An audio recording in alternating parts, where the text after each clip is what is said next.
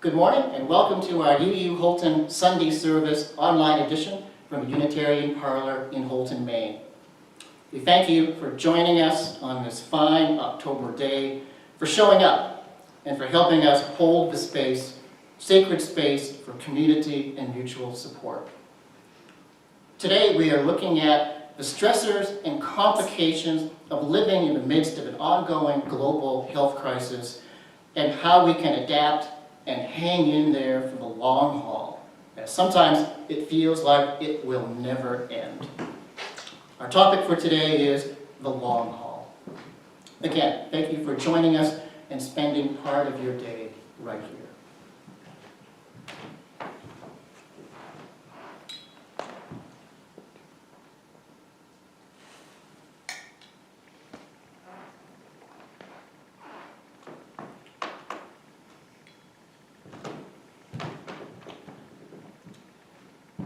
We light the chalice today to remind us that in times of darkness, the light is not absent. Diminished, perhaps, but it is still present. We seek the light.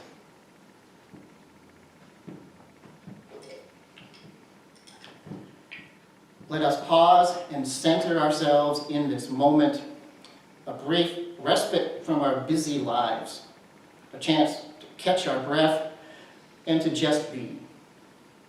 Breathe with me.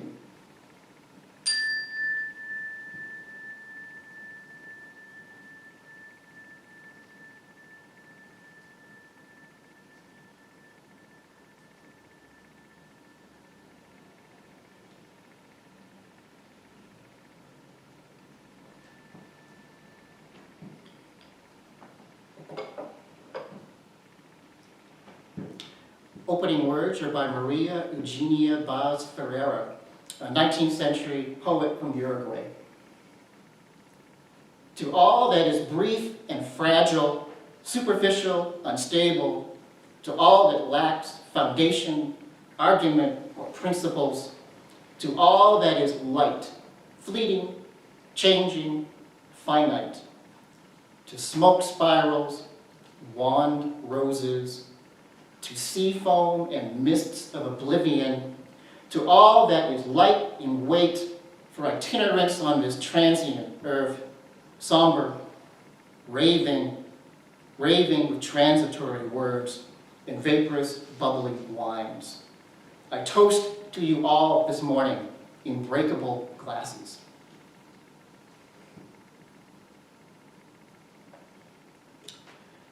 So let us go ahead and light candles this morning of joy and concern for those things going on in our world and in our lives.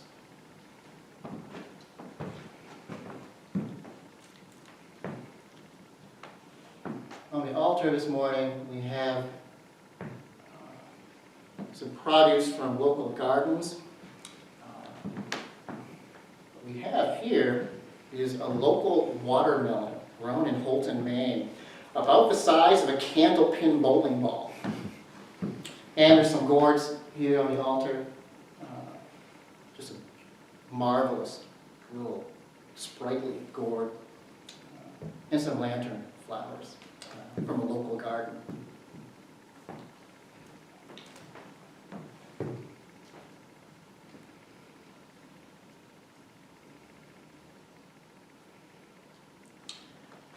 This week, it hit 80 degrees in Holton, Maine.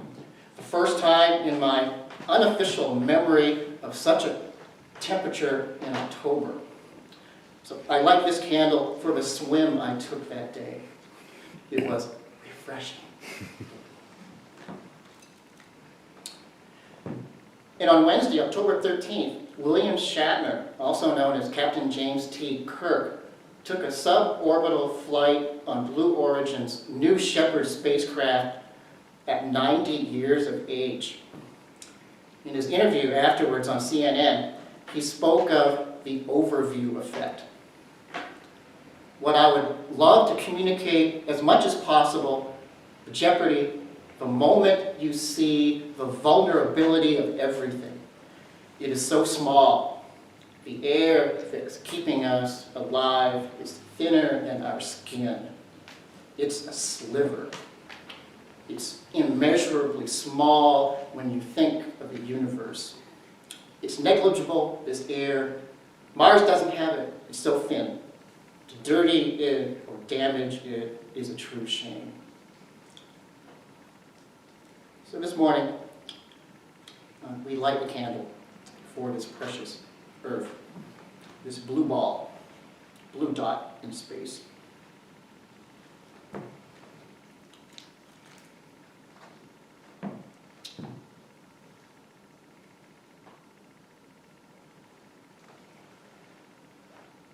And we light this candle for those suffering during the pandemic and for those we have lost. We light this candle to remember.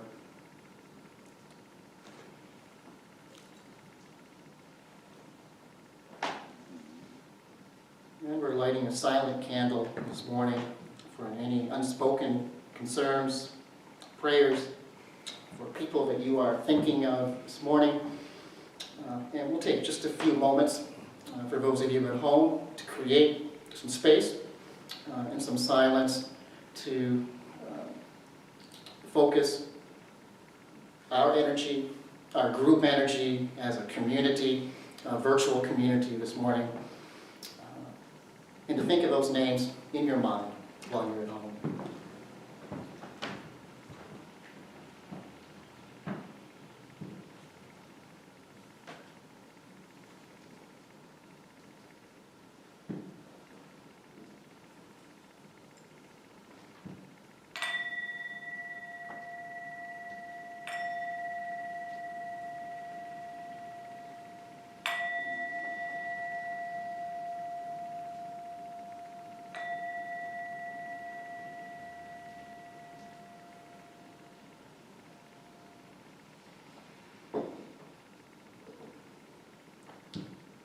For those concerns and names mentioned this morning, we hold them in the light of love and compassion.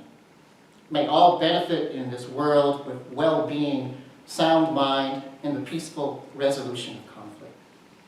We stand as one on this day and in this precious life. Amen, and blessed be.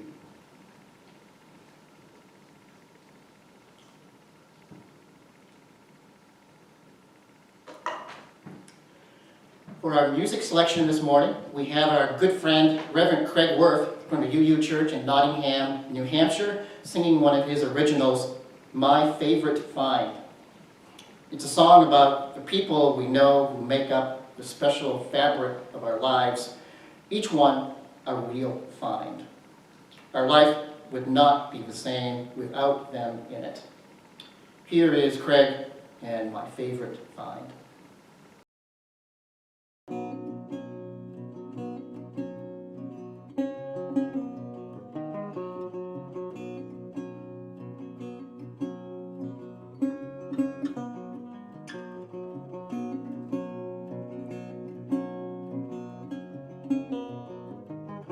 Of the many gifts I'll leave behind is the beauty in these beads I find. They are much like friends, I collect a lot. There's a bead for every friend I've got.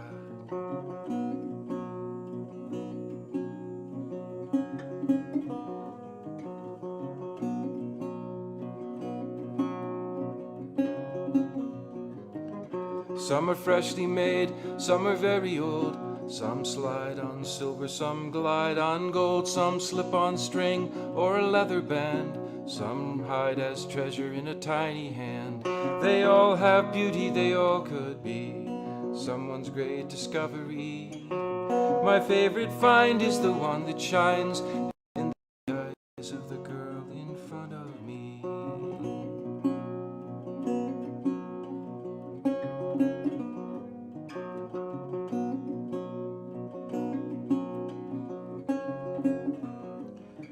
Some are cast in metal, some pressed in clay, complex as night or plain as day. They fill a pouch, reside in drawers, some roll away on tile floors. They all have beauty, they all could be someone's great discovery. My favorite find is the one that shines in the eyes of the girl in front of me.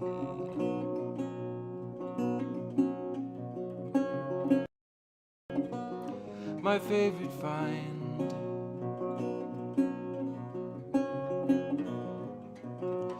Crimson red, peacock blue, some defy description with a shifting hue. Some are carved from wood, some cut from stone, some match with mates, some stand alone. Of the many gifts I'll leave behind is the beauty in these beads I find. They are much like friends, I collect a lot. There's a bead for every friend I've got. They all have beauty, they all could be someone's great discovery. My favorite find is the one that shines in the eyes of the girl in front of me. They all have beauty, they all could be someone's great discovery. My favorite find is the one that shines in the eyes of the girl in front of me.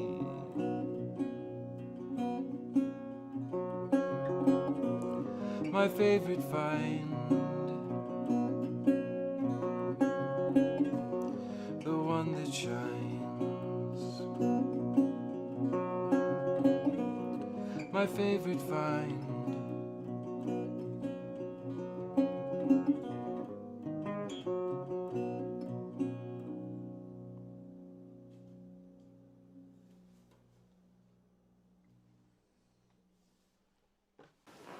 With all the warm weather we've been having lately, part of the upside is the additional time we have to get all those fall jobs done before fall is over.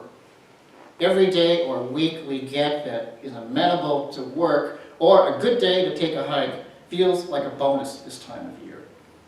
Even the local golf course is still open, and for those of you still using the clubs in late October, here is a little golf humor for you.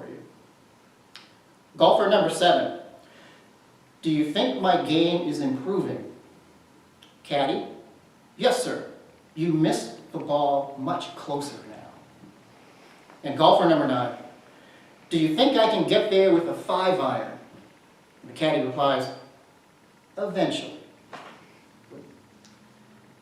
That accurately sums up how I feel lately regarding the extended coronavirus pandemic, now entering its 20-month mark.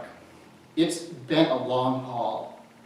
Just when it feels like we're making some progress, there is a setback. Just when we think we understand something about the virus, it mutates and a new variant arises that is even worse than the last.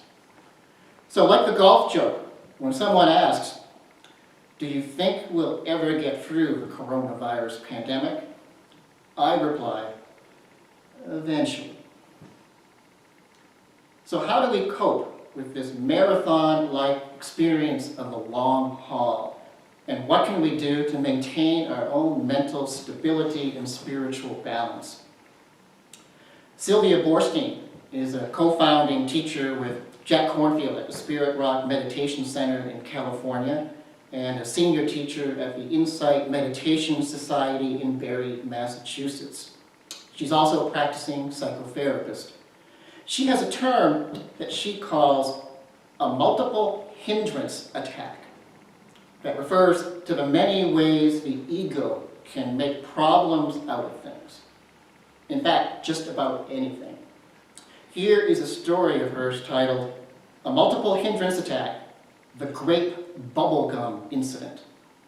And this comes from her book, It's Easier Than You Think. I had a multiple hindrance attack on October 31st, 1985 in Barre, Massachusetts over a single piece of grape bubblegum. It was Halloween, I was on a meditation retreat, and it had been going relatively swell. I was in a wonderful mood. I felt serenely ecstatic, if that even exists as a possibility. I was full of delight about my practice. I was seeing things with incredible clarity and figured I was well on my way to keeping it that way. When I entered the meditation hall for the last evening sitting, I was surprised and delighted with how beautiful it looked. The resident staff of the monastery, the people who looked after the retreatants' needs, had decorated the room for Halloween. All around were jack-o'-lanterns, carved and aglow with candlelight. As I approached my place in the room, I noticed the staff had put a candy on each person's meditation cushion as a Halloween treat. How lovely, I thought.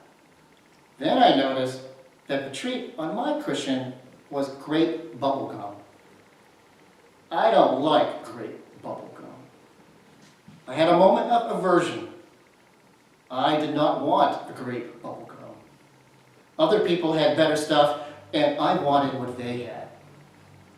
A moment of aversion followed by a moment of desire, but never would I have considered exchanging with someone else.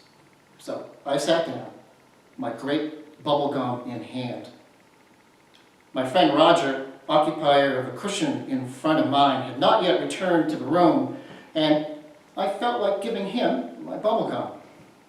I imagined he would be happy because then he would have 2 Halloween treats. Good thinking, I congratulated myself. Now you have turned your negativity into a happy state.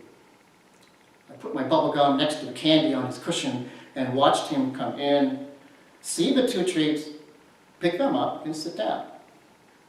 Immediately, the thought arose in me, what a dumb thing you just did. How could you have put your gum on Roger's cushion? Now he knows that someone has given him their treat, and he probably thinks he has a secret admirer. And that thought alone will probably stir up his mind from what I'm sure was one of tranquility. And I, who presumably am a serious and wise meditator, will have been the cause of his agitation. By this time, I was totally dismayed about how impulsively I acted and filled with doubt about how much wisdom I had anyway. Furthermore, I was exhausted. The whole event had taken about 30 seconds from serene ecstasy to demoralized confusion in just less than a minute. Sylvia goes on, trivial as the bubble gum is, the story is important. First of all, it's a fine example of the delicacy, the importance, the emptiness of mind states. Just like the weather, they blow in and out. Good mood, bad mood, tranquil mood, frazzled mood. You get the idea. In the moments of mental confusion over grape bubblegum, I learned the most valuable antidote to any kind of hindrance attack. The most magic mind balancer is clear seeing. On that Halloween, I saw it all as it was happening. And I laughed. Sylvia, I said, you have just had a multiple hindrance attack. So much for your dreams of constantly dwelling in joyful serenity. Sometimes it's peaceful and serene, sometimes it's not. Take a deep breath, smile, enjoy the fact that you just learned something about yourself. Then take your next breath and just keep on going. The last 20 months of the extended COVID Delta variant pandemic has been full of multiple hindrance attacks. Fear, anxiety, uncertainty, disruption of our normal schedule and lifestyles, stress, frustration, anger, impatience, hopelessness, despair, loss, grief, denial, confusion, and the list goes on and on. No wonder we feel as if we were under assault by the circumstances associated with the pandemic, and even by our own emotions as we attempt to navigate the complex and menacing details of our current crisis. Here's an excerpt from an article in this week's New York Times, written by Gina Kolata. In the months before the Delta variant became dominant, the pandemic seemed like it should be nearly over. When the vaccines first came out and we started getting shots in our own arms, so many of us felt physically and emotionally transformed, said Dr. Jeremy Green, historian of medicine at Johns Hopkins University School of Medicine. We had a willful desire to translate that as, the pandemic has ended for me. He added, it was a willful delusion, if nothing else. The COVID-19 virus has humbled experts who once confidently predicted its course, disregarding the lessons of history. What we are living through now is a new cycle of collective dismay, Dr. Green said. A dismay that has grown out of frustration with the inability to control the virus, fury of the vaccinated at those who refuse to get the shots, and disillusionment that astoundingly effective vaccines haven't yet returned life to normal. No matter when or how pandemics dwindle, they change people's sense of time. A pandemic like COVID-19 is a breach of a progressive narrative that medicine is advancing and diseases are being conquered. As the pandemic drags on, days merge into each other as time seems to blur and slow down with no forward momentum. To date, more than 237 million have been infected with the virus and 4.8 million have died, 700,000 in the United States alone. With every infection come new opportunities for the virus to mutate. Now, nearly 2 years into the pandemic, we are working our way through an alphabet of new viral variants. Fast-spreading alpha, immune-evading beta, and on through gamma, delta, lambda, and most recently, mu. We have uncontrolled infections in much of the world, and that's going to lead to more chances for the virus to evolve. Even for a virus, evolution is a long game, and our relationship with COVID is still in its early game infancy. We are extremely unlikely to eradicate the virus, scientists say, and what the next few years and decades hold is difficult to predict. So with that in mind, I have 4 tips this morning for the long haul as we brace ourselves for whatever might come next.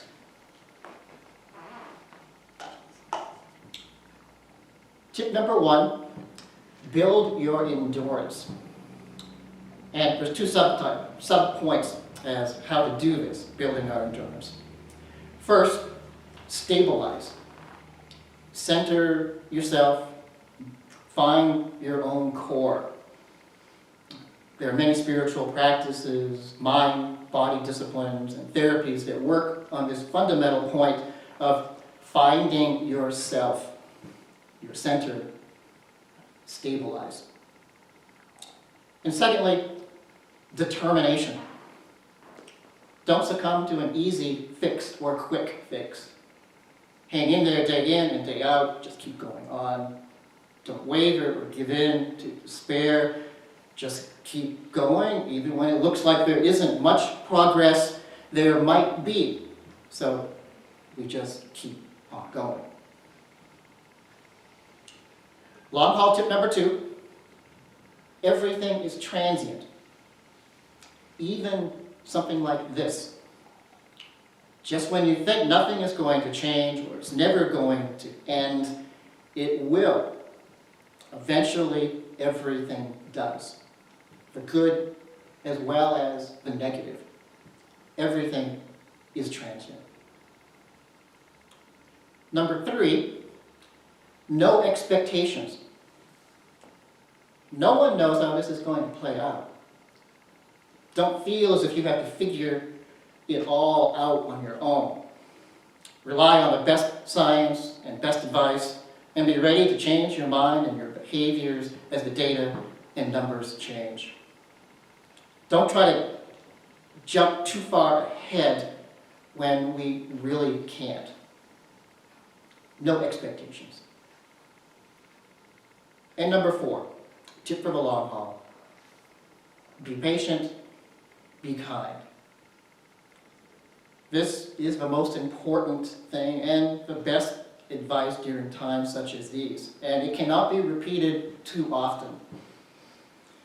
To have patience, operate with kindness to yourself, to those around you during this long haul.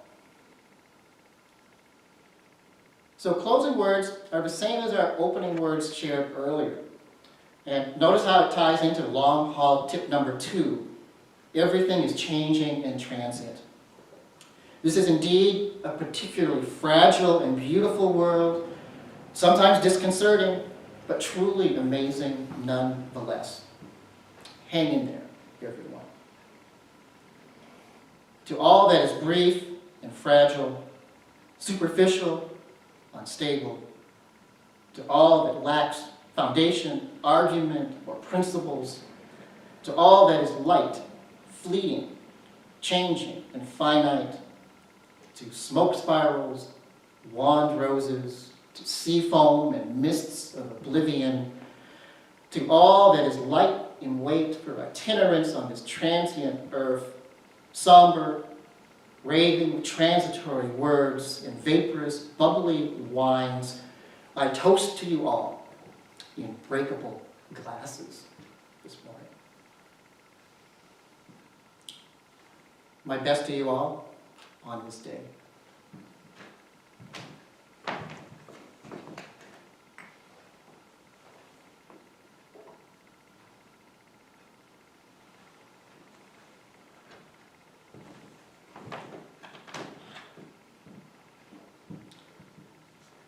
As we extinguish the chalice for today, we carry its light with us and within us. Let us understand that only love can transform us. Only love can open our eyes to the truth and beauty that is all around us. Only love can teach us the humility we need to live on this earth as one. Amen this morning, and may it be true.